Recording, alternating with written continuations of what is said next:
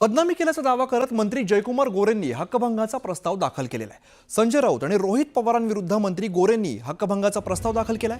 बिनबुडाचे आरोप करत प्रतिमा मलिन करण्याचा प्रयत्न केल्याचा आरोप गोरेंनी केलेला आहे। तसंच एका YouTube चॅनल विरोधात सुद्धा हक्कभंगाचा प्रस्ताव गोरेंनी दिलाय। या हक्कभंगावरती 2 महिन्याच्या आतमध्ये निर्णय घ्या अशी मागणी मुनगंटीवार यांनी केलेली आहे। गोरेंनी दाखल केलेले हक्कभंगाचे प्रस्ताव स्वीकारत असल्याचं विधानसभा अध्यक्ष नार्वेकरांनी सांगितलंय।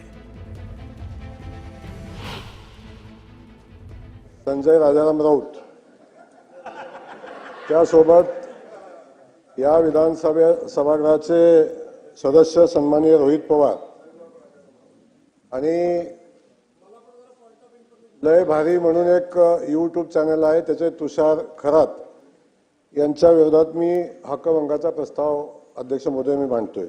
हा हक्कभंग स्वीकारावा आणि 2 महिन्याच्या आत याचा निर्णय, मी तर म्हणेल की या अधिवेशन संपेपर्यंत दूध का दूध, खरं काय खोटं काय, आणि ज्यांनी ज्यांनी आरोप केले असतील त्यांना तुम्ही बोलवा ना, सौजन्याने बोलवा आणि त्यांच्याकडून माहिती घ्या, त्यांच्याकडे काय जास्तीची माहिती आहे आणि याचा 26 मार्च पर्यंत निकाल लावा।